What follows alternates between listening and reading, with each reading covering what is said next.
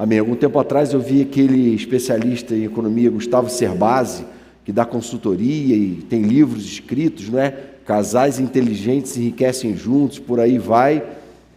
E aí ele disse uma frase que me marcou. Ele disse o seguinte: adote um estilo de vida minimalista.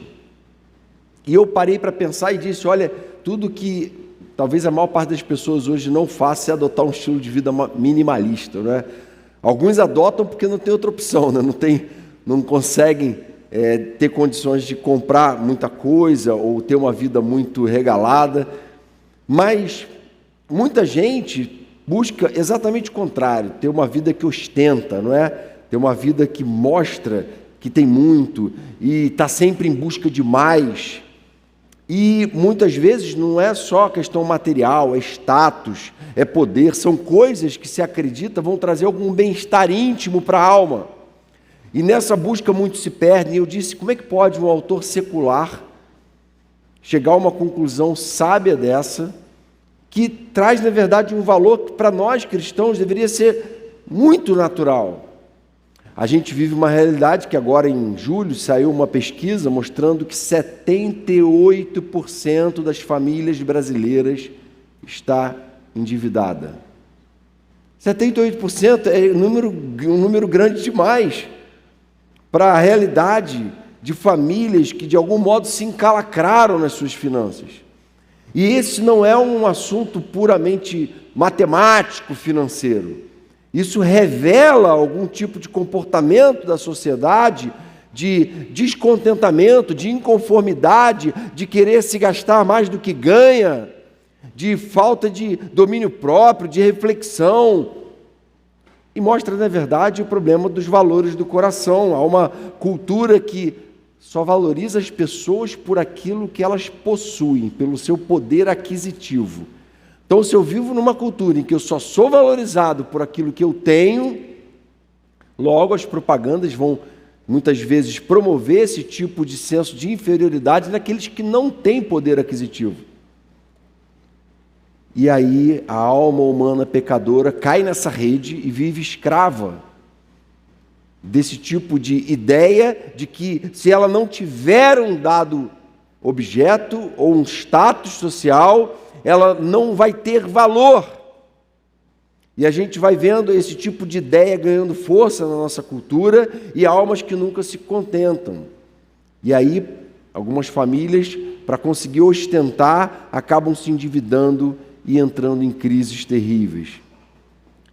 E o que a gente vê, no final das contas, é aquela frase famosa de Dostoiévski, né? O homem tem no coração um vazio do tamanho de Deus. O homem ausente de Deus, por não ter esse contato e essa intimidade com a verdade que Deus revelou sobre ele, acaba procurando preencher esse vazio com outras coisas, procurando contentamento e satisfação em coisas que não são capazes de satisfazer a sua alma. E quando a gente vê, a gente às vezes está enredado nesse tipo de ideia, não é? A gente entra numa busca que não tem sentido, que não tem propósito, quando a gente considera o valor último da vida e o destino das nossas almas. Vejam que não há uma proposta de a gente desprezar toda forma de desejo por conquista. O contente não é alguém que não luta para crescer, não, a pessoa que se contentou, ela pode lutar para crescer, mas ela vai ser grata em toda e qualquer situação. Essa é uma lição da palavra de Deus. Não é um encorajamento à mediocridade, mas o contentamento bíblico é libertador. Ele liberta a gente dessa forma encarcerada de se pensar dentro desse sistema de valores corrompido, babilônico, em que eu sou avaliado pelo que eu tenho e não pelo que eu sou, quando para Deus o que importa é a minha alma, e a gente precisa estar muito ciente disso. E aí esse texto aqui traz para a gente uma reflexão exatamente em cima disso. Vejam que Davi fala, os estudiosos situam esse texto de Davi, que na verdade é uma canção, é uma oração em forma de canção, Salmo 131, não no momento que ele já era rei. Ele não era rei ainda, mas ele já havia sido ungido para suceder Saul. E Saul estava acusando Davi por causa da fama de Davi, não é? De que Saul matou 1000, mas Davi matou 10.000, as pessoas cantavam isso, e Davi tinha se tornado uma espécie de herói popular. E para tentar minar a popularidade de Davi, Saul espalha a notícia que Davi era um cara arrogante, era um cara soberbo, e ele estava debaixo dessa acusação pesada. E é nesse momento que ele diz o seguinte: Senhor, o meu coração não é orgulhoso e os meus olhos não são arrogantes. Não me envolvo com coisas grandiosas nem maravilhosas demais para mim. De fato, acalmei e tranquilizei a minha alma. Sou como uma criança recém-amamentada por sua mãe. A minha alma é como essa criança. Põe a sua esperança no Senhor, ó Israel, desde agora e para sempre. Então, Davi estava sendo talhado por Deus para assumir finalmente o reinado de Israel. E Deus estava tratando com o coração de Davi, porque certamente Davi identificava no coração dele essas tentações de querer coisas maravilhosas demais para si, de querer notoriedade, popularidade. Muito provavelmente ele havia se deixado seduzir por toda aquela ideia. Só que nesse momento ele faz uma oração reafirmando os valores do reino de Deus na vida dele. E diz: olha, Senhor, o Senhor sabe que eu não me encanto com nada disso. O Senhor sabe que o Senhor é o meu pastor e nada me faltará. O Senhor sabe que é o Senhor que sacia minha alma. E nós também, do mesmo jeito, temos uma natureza pecaminosa como a de Davi e precisamos fazer um exercício constante de reafirmar o que de fato importa para nós, o que de fato vale para nós, e o tempo todo a gente está sendo testado nisso. A gente está tendo a nossa consciência testada por Deus, e a gente precisa ficar atento e discernir como é que está o nosso coração diante de tantas possibilidades que o mundo apresenta para nós, diante de tantos valores distorcidos da nossa sociedade. Até que ponto a gente está sendo capaz de ler esses valores à luz do Evangelho e trazer um contentamento libertador do Evangelho para a nossa vida e entender o que de fato vale para Deus. E o primeiro sinal de que a gente está conseguindo fazer isso é quando a gente reconhece os nossos limites. Contentamento acontece quando nós conhecemos os nossos limites. É isso que ele fala: Senhor, meu coração não é orgulhoso, meus olhos não são arrogantes, não me envolvo em coisas grandiosas nem maravilhosas demais para mim. Senhor, eu não estou tomado por um projeto megalomaníaco. Não, eu sou teu servo. Se eu um dia vier a ser rei, que seja para a glória de Deus, para servir ao reino de Deus. Eu sei que hoje eu não sou, hoje eu sou o que eu sou, eu não estou em busca disso. O Senhor me ungiu, o Senhor quer me usar, amém. Mas se o Senhor também não quiser me usar, amém também. Porque tudo que me importa é ter consciência de que eu estou no centro da vontade de Deus para mim. E será que a gente está sendo capaz de reafirmar isso? E a gente precisa então olhar para Jesus, e o Evangelho é muito taxativo quando mostra Jesus como um exemplo de alguém humilde, não é? Como alguém que de fato encarnou esse valor do reino de Deus. O apóstolo Paulo viu isso muito claramente na vida de Jesus, e ele encoraja a igreja de Filipos dizendo assim: seja a atitude de vocês a mesma de Cristo Jesus, que embora sendo Deus, não considerou que ser igual a Deus era algo a que devia apegar-se, mas esvaziou-se a si mesmo, vindo a ser servo, tornando-se semelhante aos homens. A gente vive numa cultura que você ser soberbo é normal, você se exaltar é normal, você subir pisando na cabeça dos outros está normalizado. Mas no reino de Deus não é assim que funciona. Jesus podia se encher, mas ele decidiu se esvaziar. Há uma decisão que Davi toma, não é orgulhoso meu coração, meus olhos não são arrogantes, eu decido que essa não é a minha identidade. E Paulo está dizendo que Jesus fez isso, 1000 anos depois. Jesus se esvaziou, e ele podia se encher, porque na verdade ele estava cheio da glória, da sua glória como Deus, e ele se esvazia. Ele podia reinar, mas ele decide assumir a forma de servo. E o convite do Evangelho é que a gente discirna isso e aplique isso à nossa vida. Muitas vezes a gente também está querendo reinar, está querendo mandar, está querendo se encher. E a gente demonstra isso no modo como a gente trata as pessoas, começando pelas pessoas que moram com a gente. A gente trata elas de cima para baixo, a gente trata elas de forma arrogante, ou a gente dentro de casa é conhecido como servo.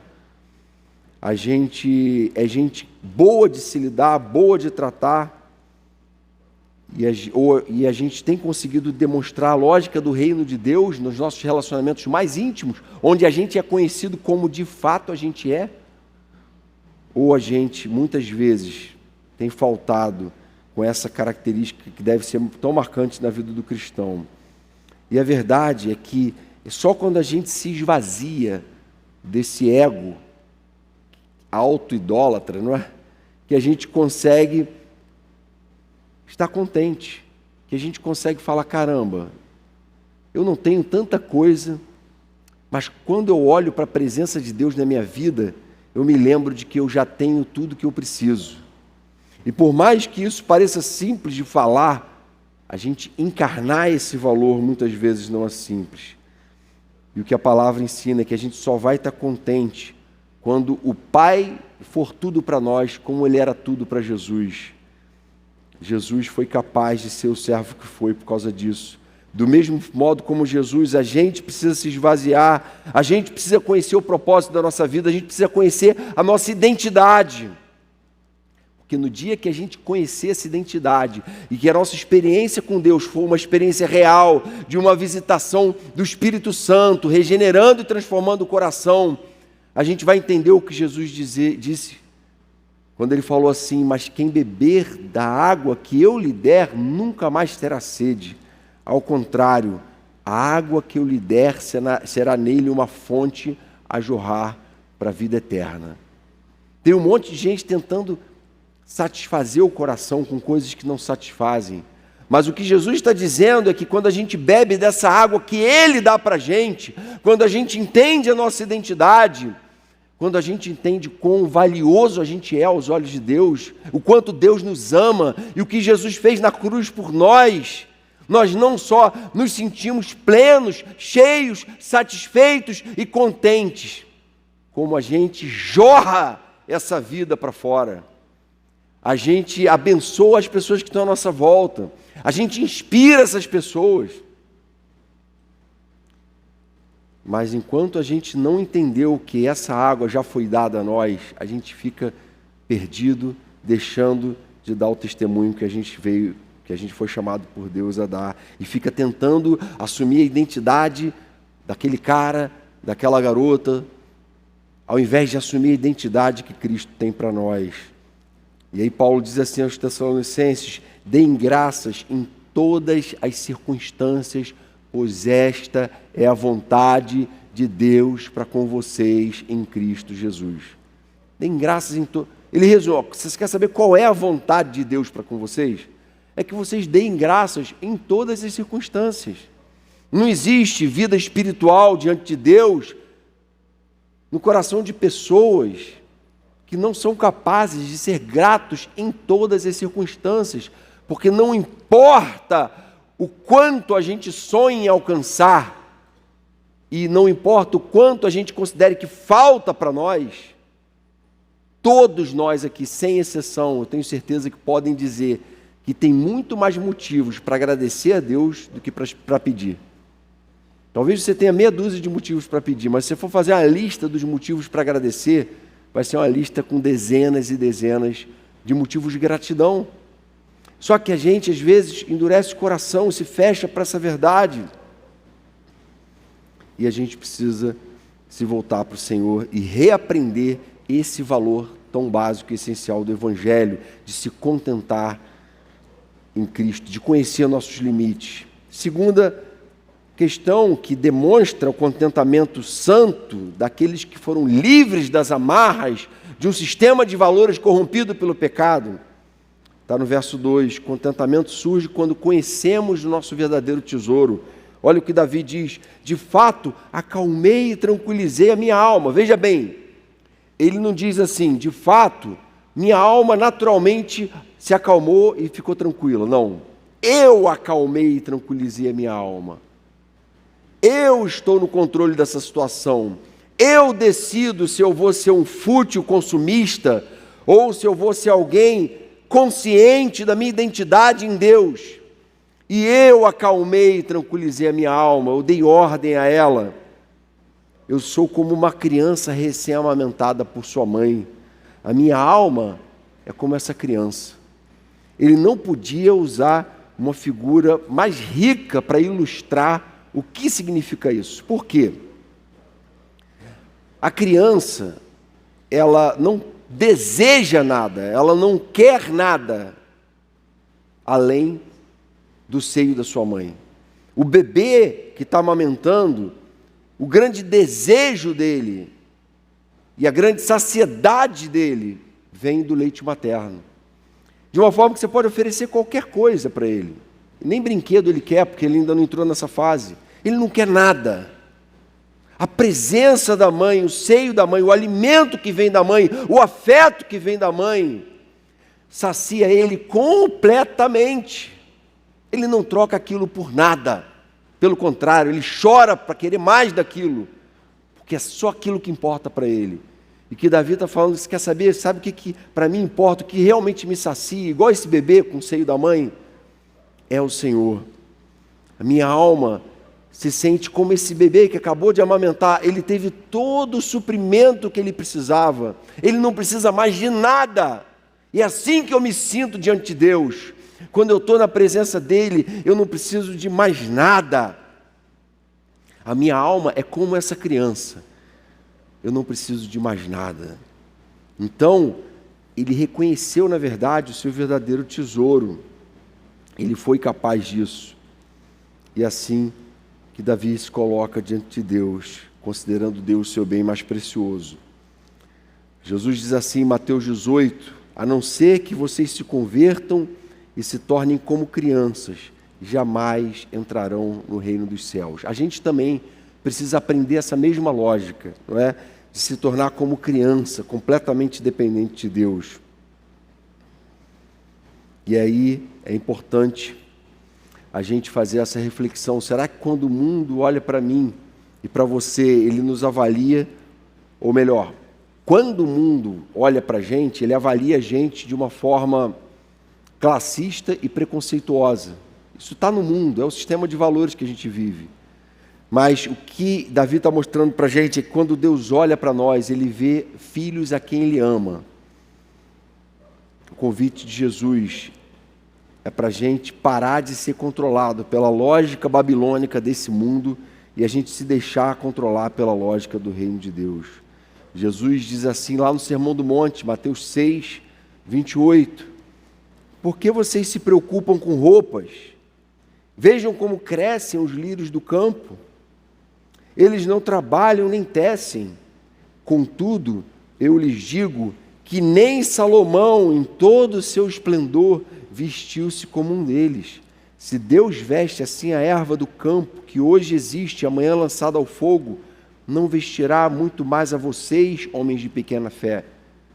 Jesus está falando assim, olha, vocês vivem, não podem se deixar entrar no esquema desse mundo, em que você trabalha para comer e come para trabalhar, dorme para comer e trabalhar, e assim por diante, um ciclo que não tem sentido, só para um dia morrer.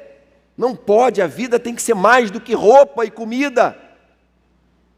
Vocês têm que entender que todas essas coisas são provisão de Deus para nós, temporárias, que Ele tem prazer em conceder àqueles, óbvio, que têm cumprido o seu papel civil, social, que têm procurado cumprir o seu papel no mandato cultural.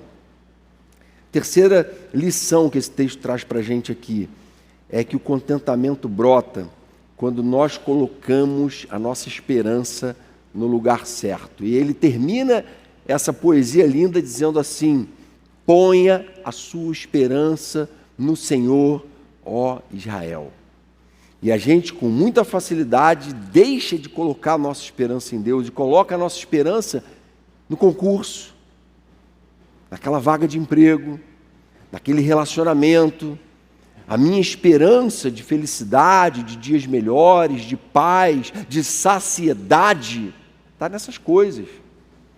E o que ele está falando é: não faça isso.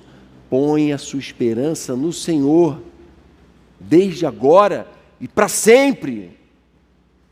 Senhor, aquele concurso que eu estou pelejando, lutando para conseguir passar nele, ele vai ser uma grande bênção se eu colocar ele e a renda que eu tiver a partir dele ao serviço do teu reino, para a tua glória, e para que eu seja luz naquele lugar e bênção na vida daquelas pessoas. Porque muitos, quando passam, se esquecem de Deus e vão viver uma vida regida por prazeres. Esse namoro, esse relacionamento, se ele existe para me aproximar do Senhor, se ele existe para que o Senhor concretize na minha vida os teus planos, para que eu construa um lar e uma família que vai honrar e glorificar o teu nome, para que esse relacionamento seja um relacionamento onde haja um verdadeiro testemunho cristão, haja verdadeiro respeito, haja verdadeiro apoio, amor verdadeiro, para que seja um lugar onde o Senhor vai reinar. Amém.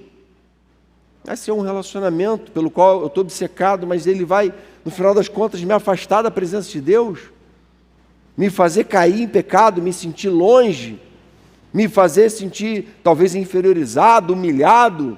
Esse relacionamento não faz parte do projeto de Deus para mim, mesmo que eu esteja obcecado por essa pessoa. Eu tenho que falar: Senhor, está aqui.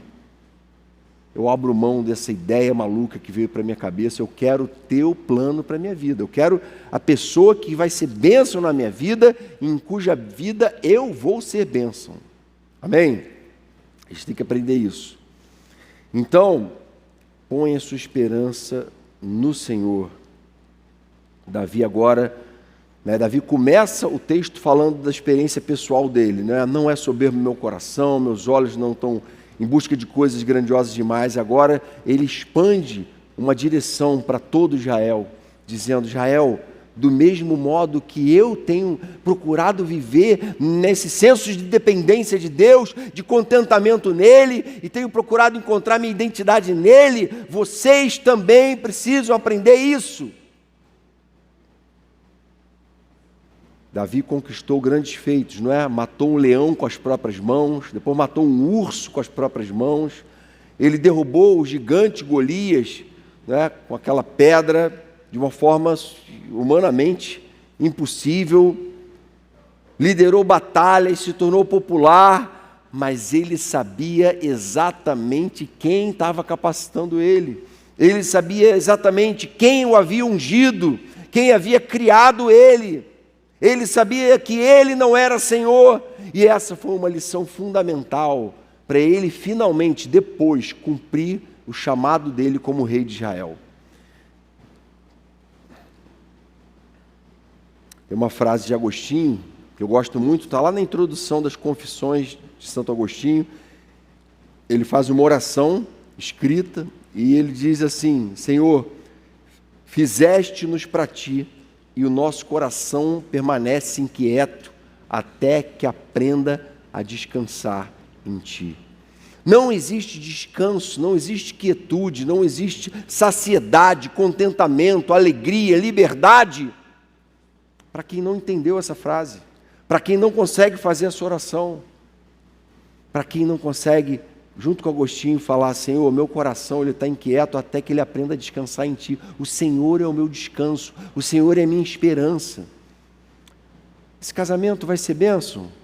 Depende, eu vou estar aos pés de quem? Aos pés dos meus prazeres, do meu senhorio, do meu governo, da minha vontade, dos meus valores, do meu querer, ou da vontade de Deus, do querer de Deus, da glória dele, dos valores dele, daquele que me capacita. E a gente precisa lembrar disso e procurar viver como aqueles que de fato confiam no Senhor e têm nele a sua esperança. Jesus prossegue, Mateus 6, no Sermão do Monte, dizendo assim: não acumulem para vocês tesouros na terra, onde a traça e a ferrugem destroem, e onde os ladrões arrombam e furtam, mas acumulem para vocês tesouros nos céus, onde a traça e a ferrugem não destroem, e onde os ladrões não arrombam nem furtam, pois onde estiver o seu tesouro, aí estará também o seu coração.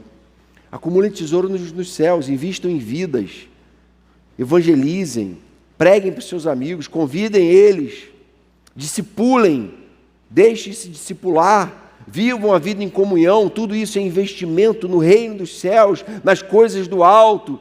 E nesse investimento todo a gente mostra onde de fato está o nosso coração, o que de fato é valioso para nós, qual é o nosso verdadeiro tesouro. O tempo todo a gente pode estar reafirmando: Senhor, o Senhor é o meu tesouro. Ou a gente pode estar fugindo dessas coisas e mostrando que o Senhor não é o nosso tesouro. Jesus fala: acumulem tesouros que não podem ser destruídos. Davi concluiu lá no Salmo 20, verso 7, outro salmo, ele diz o seguinte: alguns confiam em carros e outros em cavalos, mas nós confiamos no nome do Senhor, o nosso Deus. Amém? Então, é por Ele, por meio dEle e para Ele que são todas as coisas. Quem tem Jesus, ainda que não tenha nada, já tem tudo. Quem não tem Jesus, ainda que tenha tudo, não tem nada. Ele é o nosso tudo, e Ele é quem tem palavras de vida eterna. Não foi isso que os discípulos responderam? Senhor, para quem iremos? Só o Senhor tem palavras de vida eterna. E esse senso de dependência é o que o Senhor convida a gente a ter, de saciedade nele, de a gente conhecer a nossa identidade nele. Então vamos aplicar aqui algumas breves aplicações. Primeira, cuidado com o veneno da murmuração. Murmuração é a pessoa ficar reclamando, se queixando, sempre apontando as coisas negativas. Seja capaz de enxergar que você tem muito mais motivos para agradecer do que para pedir. Vigie sua língua para você não se pegar agindo como uma criança mimada e egocêntrica, que a gente naturalmente, pela carne, tende a ser. Então cuidado, isso é um veneno. Isso envenena o teu coração e envenena o coração daqueles que estão à sua volta. Lembre-se dessa palavra de Paulo: essa é a vontade de Deus para com vocês, que vocês deem graças em toda circunstância, em todo o tempo. E a gente não pode esquecer disso.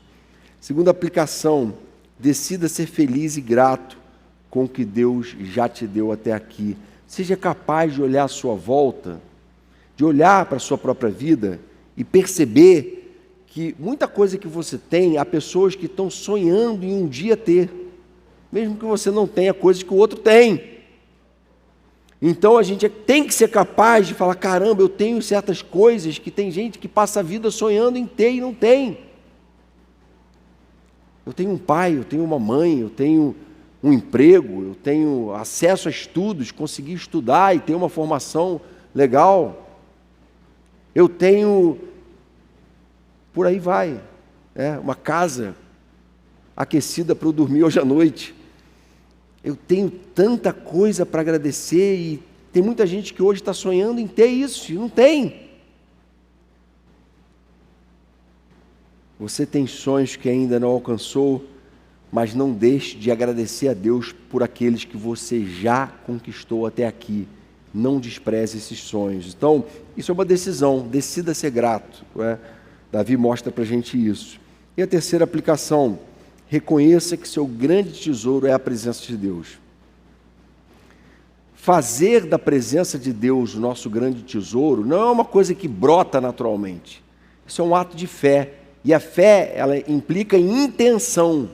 Eu decido que Deus vai ser o meu grande tesouro, que nada na minha vida vai se colocar entre mim e Deus, que nada mais vai atrapalhar o meu relacionamento com Ele, que nada vai estar acima dEle na minha vida. Ele é o meu grande tesouro, e eu quero a presença dele na minha vida. E eu renuncio completamente às minhas ambições, aos meus desejos e a coisas que estão atrapalhando a minha caminhada com Deus. E eu quero mais da presença de Deus na minha vida. Cada um de nós tem seus desafios, cada um conhece suas fraquezas, cada um sabe o que precisa colocar no altar, o que precisa oferecer a Deus e o que Deus tem reivindicado de cada um de nós sabe no íntimo, não é? Agora, o Senhor quer que a gente dê esse passo, esse é um passo de fé. Não é soberbo o meu coração, não é obstinada a minha alma, não é obcecada por aquela pessoa, não é uma alma que vai viver deprimida e abatida porque não entendeu a sua identidade em Cristo, porque está vivendo subordinada e submissa a um sistema de valores que vai destruir a minha alma no final, que está achatando o meu senso de dignidade, que está me deixando viver uma situação de desrespeito, de ser desrespeitado, de sofrer abuso, nada disso. Você é precioso aos olhos de Deus e Ele quer que você entenda que Ele precisa ser o seu bem mais precioso, porque é só aí que você vai experimentar o verdadeiro contentamento que liberta e vai viver uma vida abundante na presença de Deus. Não importa se você ganha 1 ou 50 salários mínimos, você vai experimentar verdadeiro contentamento. Amém? Senhor querido, obrigado por esse texto, por essa meditação aqui, pelos teus valores que são tão claramente apresentados a nós na tua palavra. E a gente quer te pedir que o Senhor não permita que a gente viva a nossa vida aqui apenas entendendo mentalmente essas coisas. A gente quer encarnar esses valores na nossa vida. A gente quer viver com o coração transbordando de alegria, de gratidão e de contentamento. A gente quer olhar em volta e ser capaz de reconhecer como o Senhor tem sido bom para nós. E a gente quer derrubar todo ídolo que tenha se levantado em nossa vida, tudo aquilo que nós colocamos num pedestal, como coisa capaz de trazer esperança e contentamento para a alma. E a gente quer se libertar dessas coisas e dizer, Senhor, só o Senhor nas nossas vidas pode nos saciar, nos fazer plenos, felizes, contentes, nos fazer viver uma vida cheia de sentido para a glória do Teu nome. Faz assim com cada um de nós. Em Teu nome te pedimos, Jesus. Amém, Pai.